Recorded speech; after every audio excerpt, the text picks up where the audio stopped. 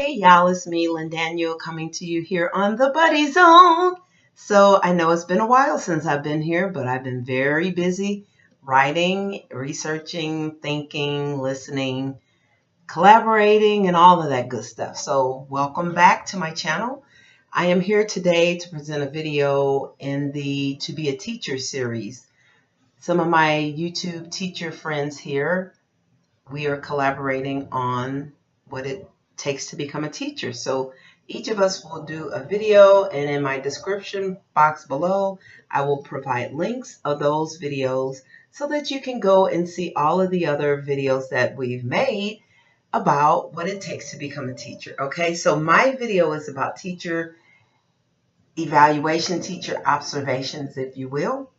And so I'm just going to share some very basic, I don't want this to be very long. I want it to be useful to you and helpful. So I'm going to share some very basic tools that administrators use when they are observing you in your classroom. First off, oftentimes they will use a checklist, note-taking, or field notes, and other types of instruments where they can gather data about your lesson planning, your use of the prescribed curriculum, your use of the available and prescribed resources to supplement the curriculum, and other professional aspects of you. Okay, so I'm looking at a checklist. Now, this is not the checklist that my district uses, but it's a good general overview that I will share with you. So this classroom observation, when the administrator comes in, he or she will look for your class structure, review to see if how you structure your presentation of the lesson. So do you review the previous day's course content? Do you give an overview of the day's course content? How do you summarize course content that was covered in class? And direct students' preparation for the next class. And then the methods: provides well-designed materials, employs a non-lecture learning style where you do incorporate like small group time, some discussion, collaboration with shoulder partners and all. That's why the Kagan strategies or the cultural CLR, culturally and linguistically responsive strategies, are very helpful here. Invites class discussion and student-led activities in that non-lecture learning style. Employs other tools such as technology. You know, you're allowing your students to use technology. You're using technology. Students are using maybe videos or laptops or some sort of tools that will help them in their learning. And your delivery is well planned. There is evidence that there is some planning involved, okay? Your interaction with your students. So you solicit student input. You involve a variety of students, not the same ones. You demonstrate awareness of your students' individual learning needs. And then your content. Do you appear knowledgeable about your content? Do you appear well organized with your content? Do you explain those concepts clearly? Do you relate the concepts to students' experiences? And do you select learning experience that are appropriate to your students' learning levels? Okay, so that's just a general checklist. It's a real quick tool that your administrator may use when they are observing you. But I'm going to read to you some other things that to consider when you know you're going to be observed, maybe a few weeks in advance.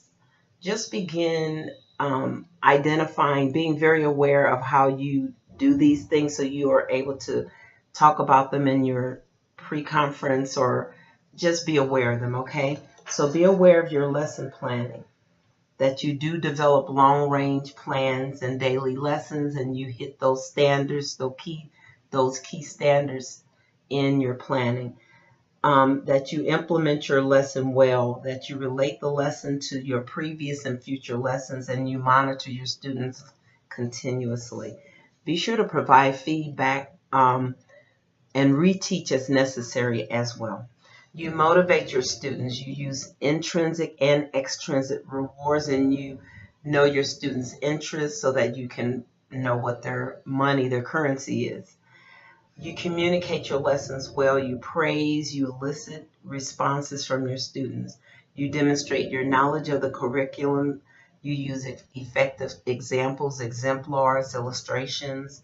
You set high expectations for your student achievement and according to their needs and abilities. And in doing that, you use higher level thinking, questioning techniques that promote those critical thinking skills. You also maximize time on task. You keep your students engaged with clear expectations so that they will know how to perform, and then you help them. You minimize your transition time. You manage your time well in the classroom, and you have those learning expectations clearly noted in the room, and your schedule is clearly identified as well so that students will know how to use their time. You integrate your materials and your methodology. You plan and use an evaluative activity. So you do some kind of exit ticket or something that will monitor students' progress. And these things are already prepared, and it reflects, readiness to evaluate your students. You provide specific feedback to your students, and you manage your classroom well. You interact with them as you're instructing. You praise them. You create a climate in which your students can display initiative and assume personal responsibility for their learning. You interact with your parents and the community through, communication. Maybe you can use Remind or Dojo or some tool that you are using to inform parents of learning and activities at school. You interact with your colleagues and with the administration in supportive ways. You're there for them, and you are involved in professional development so that you are learning and growing in your craft. So these are, let me give you one more. You support and implement school regulations and policies, procedures, and the accepted practices. You use discretion in handling confidential information, and you exercise responsibility for student management throughout the entire campus.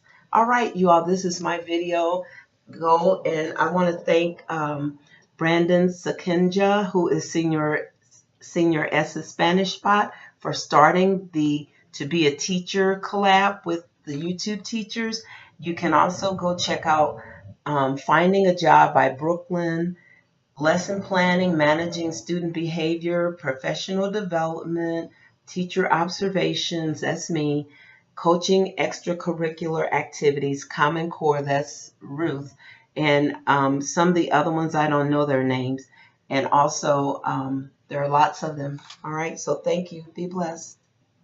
Go watch them all. Thumbs up, subscribe, and hit the notification icon so you can know when I upload new videos. Bye.